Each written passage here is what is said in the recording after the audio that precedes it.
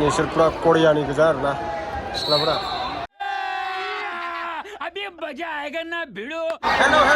Hello करिया करियानि आरोना बिसोर करियानि नमस्ते खुलुमबाय नमस्ते खुलुमबाय खुलुमबाय नमस्ते वेलकाम नमस्ते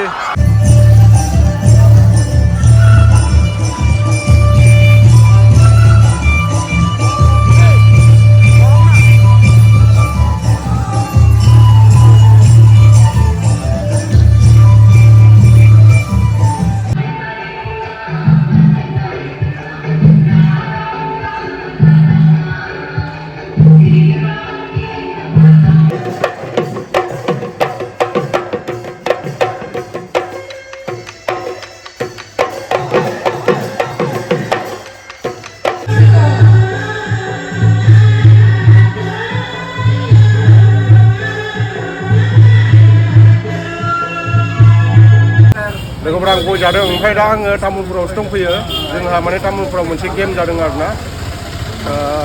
भारतनि इन्टारनेशनेल माने इन्टारनेशनेल आरोना कक' चेम्पियनशिप गेम जागासिनो दङ दा दिनै 20 तारिख दिनैनिफ्राय स्टार्ट जाजेनबाय आरोना जाबाय थागोन बेयो सानथामसो जागोन खेलाया जालांबाय थाबानो जाबाय नोंथांमोना बोरै गेलेयो दा देखायलांगोन जोङो दा जोंहानो प्रान्जल ब्रादारखौ आं लोगो मोनबाय फार्स्ट टाइम ओमफ्राय बेबो दा गेमखौ गेलेनायखौ नायनो फैदों आरोना इन्टारनेशनेल आं दा सोर सापर्ट जागोन बेखौ मिथिनाथ' दा नेपालनि दङ मा दं इराकनि दङ पाकिस्ताननिबो दङ भुटाननि दङ बिदिनो गुबुन गुबुन हादर दं आरोना दा नायनोसै मा जायो जों गेलेनायखौ नायनोसै आं मिथिया माबायदि क'क'आव दिनैसो मिथिगोन दा गय जागासिनो दङ गय जादों जों सान थांनानै ओमफ्राय जोंहानो प्रकाश ब्रादार माने जिनाखि दायो इन्डियान कक' चेम्पियनशिप गेमनि बागै एसे फोरमायना होदो आंबो एसे बुंबाय बुंनाया आं बारा मोजां एक्सप्लेन खालामनो रोंजोबाखै फार्स्ट अफ अल आं बुंगोन नोंखौ दिमु वेलकाम टु अल बा नोंखौ फर एसियान मा होनदों कक' चेम्पियनशिप बे दा गोबां जायगायाव जादों दा जोंनि आसामनि सिङावहाय दा बड'लेण्ड बेवहाय तामुलपुराव दिनै आंबो मिथियामोन कक'आ मा स' आङो उनावहाय बेखौ मिथिनाय लोगो लोगोनो आं फरायबाय कक'खौ सोर इनभेन्ट खालामबाय मिथिनाय मोनोब्ला रिसार्च मथेब्ला कक'खौ सिगां सारियत होनना बुंमोन जि गराय लानानै बे जं लायोना सुलायलायनाय जंजों खुबैनाय बेबायदि आरोना दा बिनि उनाव बेखौ राटास होननाय खोनादों आरो बेखौनो मडिफाइ खालामनानै मोजां डिसिप्लिन खालामनानै दा बेखौ कक' बानायनाय जादों बेखौ सोर बानायदों बा बाल गंगाधर तिलक ब्रिटिश रुलावहाय जाय भारत हादरखौ उदांस्रि खालामनायाव इण्डियान फ्रिडम फाइटार फार्स्ट होनना बुङोब्ला बाल गंगाधर तिलक बिथाङाबो गोग्लैफायो थ' बिनिखायनो दा बे कक'खौ इनभेन्ट खालामदों होनना बुङोब्ला हिस्टरियाव दङ बाल गंगाधर तिलक बिथाङा महाराष्ट्रनि पुनानि जोंहा नुकुल ब्रादार दंफैयो नुकुल बिथाङाबो नायदों आरोना नायनो फैदों माने कक' गेमखौ बोरैहाय फार्स्ट टाइम आंबो माने बिराद मोजां मोनदों आरोना दिनै माने बेबायदि मौका मोननानै आरोना नायनो थाखाय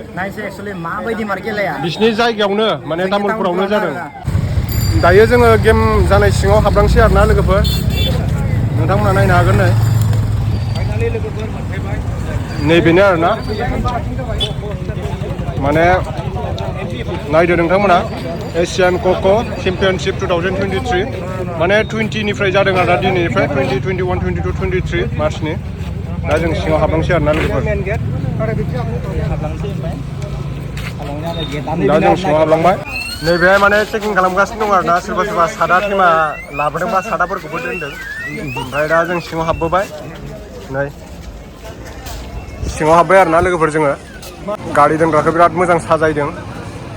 आदसा नैबे नायनो हागोन नोंथांमोनहा फ्लेगखौ मानि दङ इण्ड'नेसियानि सिन्थाय दंदां नायनो हागोन नै बेलेग बेलेगनि दं जोंनि इण्डियानि दङ नेपालनि दङ मानि दं बारा मोजां मिथिया आरोना नायनो हागोन नोंथांमोनहा माने सिङाव माबायदि साजायदों साजायाखै नायहैनोसै जोङो गेमाथ' स्टार्ट जाथ'वाखै दसे उनावसो स्टार्ट जागोन गेमा आदसा नै बिराद मानसि दं दा सिङाव नैबेहायसो जागोन आरोना सिङावसो मानसि नायनो हागोन नोंथांमोना नै बयबो नायनो फैदों आरोना माने लोगोफोर जों दा सिङाव हाबबाय ओमफ्राय दसे उनाव जासिगोन खेलाया बे खेलाया दानि नङा आरोना गोदोनिफ्रायनो दंखायो जाहैदों बे खेलाखौ माने आपडेट खालामनानै बेखौ माने एसियान कक' होननानै मुं दोनदों आरोना बेखौ इन्टारनेसनेल माने जाहैबाय आरोना बियो दा दसे उनाव जासिगोन खेलाया नायनोसै माबायदि काबादि बायदियानो आरोना बियो एसे नुनायाव एसे फैगासिनो दं लैहोर लैहोरै गोबां मानसिफोर फैगासिनो दं आरोना नै नायनो थाखाय माने सिङावसो जादों नालाय गेमा बाहेरायाव जायाखै दा स्टार्ट जाथ'वाखै गेमा दसे उनाव स्टार्ट जागोन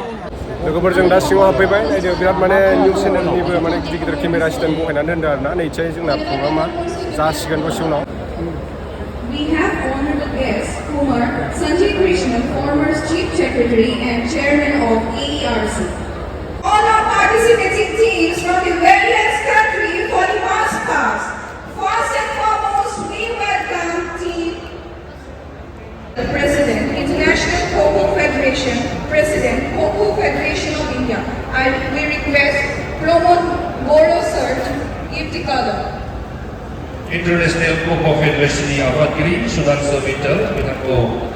PTRDCM Pramod Goro Bitanga Goraidan Bitanga Kho-Kho Federation of India Minimal Afadgiri.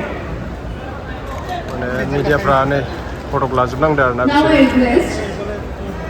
our organizer to kindly felicitate our honorable guest Nandita Garu. ओमफ्रायबो बिराद गिदिर गिदिर केमेरा बहायना दोनखाजोबदो आरोना नै माने दायो इनभाइट खालामदों नालाय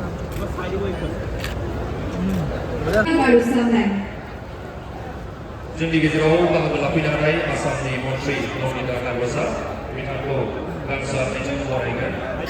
बिथांखौ रायज्लायनायखौ Kumar Sanjay Krishna sir, former Chief Secretary of Assam and presently Chairman of AERC.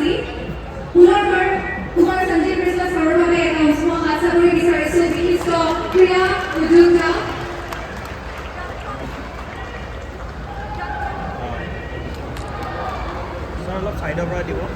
Assamni Bangladesh Chief Secretary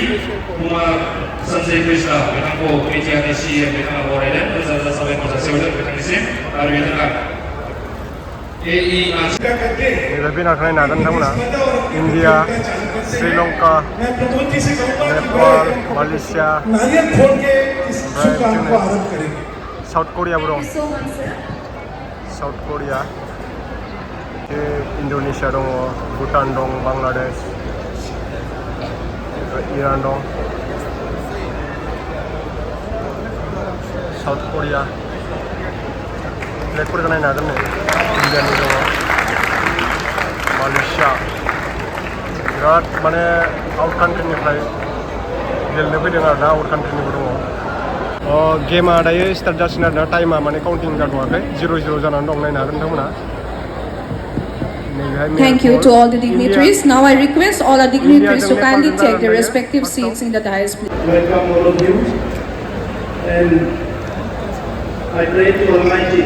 that this 4 days mega event will be concluded successfully. Today we have Cklapwrjwng, the chief guest of our inaugural session, the Cabinet Minister of Assam. We have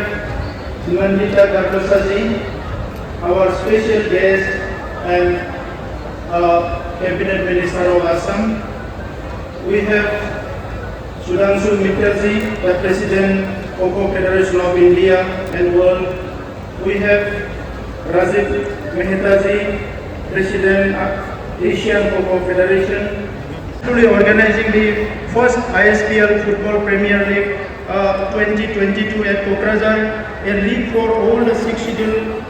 councils in the country.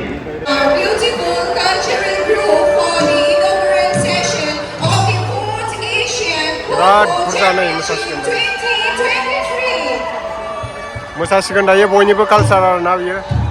बर'बो दं आसामिस दं राभा दं मा दंथाय मिसिंबो दंदां मिसिं गार'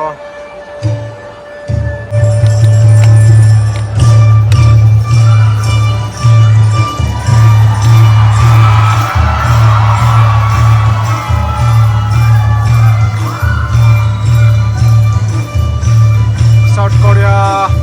Bangladesh Bhutan Malaysia Indonesia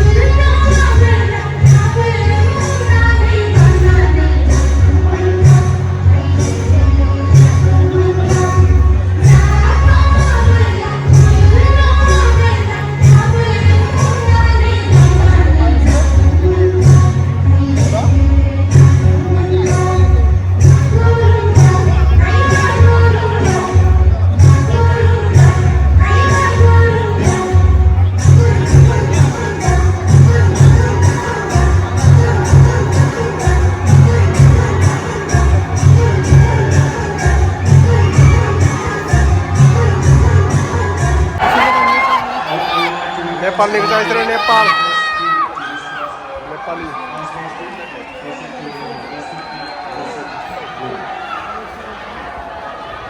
hello hello welcome hello Korea Koreani आरोना बिसोर Koreani ओमफ्राय बे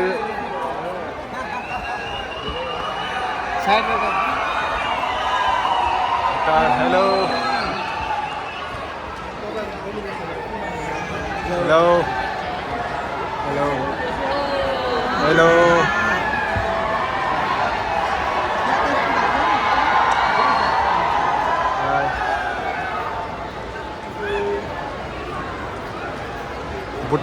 Bhutanनि बिसोरो welcome Bhutanese Mumbai namaste Cklapwrjwng namaste Cklapwrjwng namaste welcome namaste Obinibe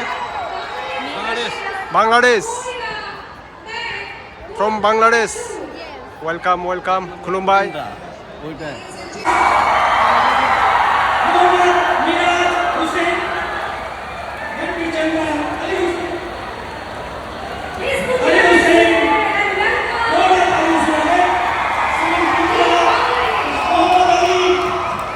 Bangladesh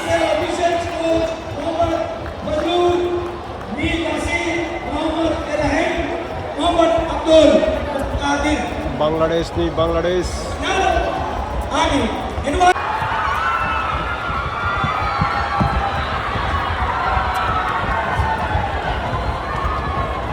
Bangladesh yang Korea जों जागोन आरो दायो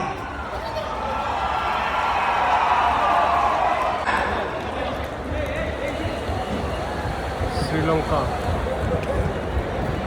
And now I invite Team India Sri Lanka captain Machine.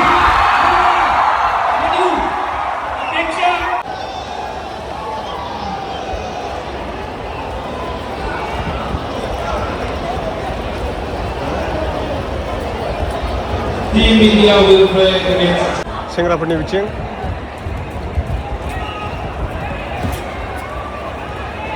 मास गुफुर मानसिफ्रा नायदो लोगोफोर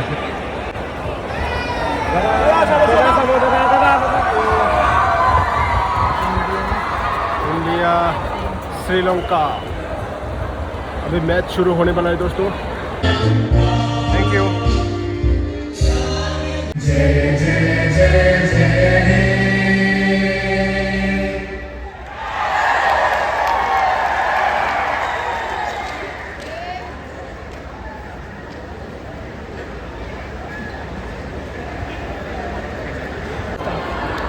दायो खेलाया स्टार्ट जासिगोन लोगोफोर नै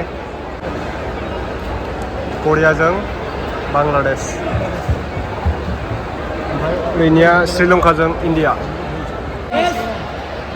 माबायदि जागोन खेलाया मिथिया आच्छा जाबाय खेलाया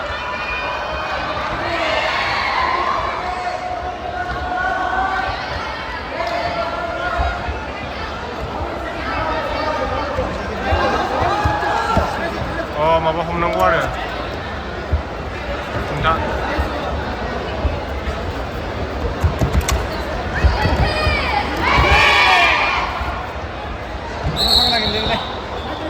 माबा बायदिसो रेडि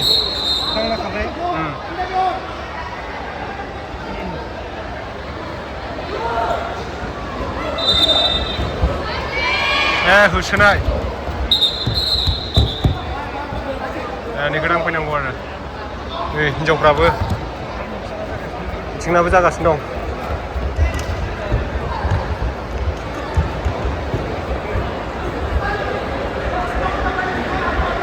दांनो ओंखारनाय माने टिभिफ्रावबो बारा नायनाय जाया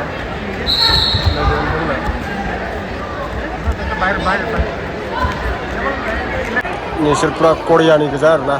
सिख्लाफोरा जागासिनो खेलाया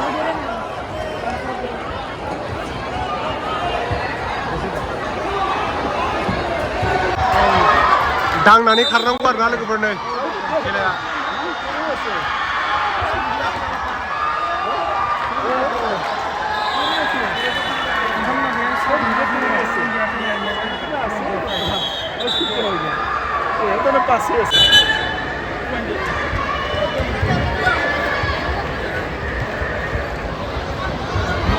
बरियानि सिख्लाफोरनि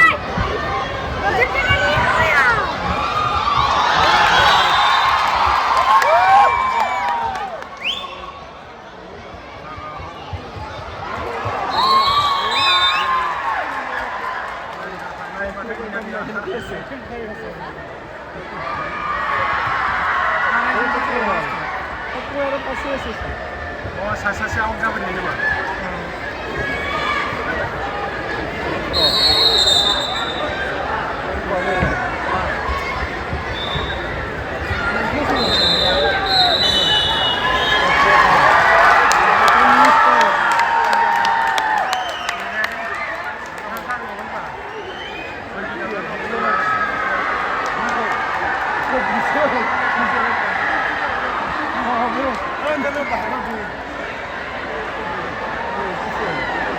नायग्राफ्राबो एकदम गोसो सौगासिनो दं आरोना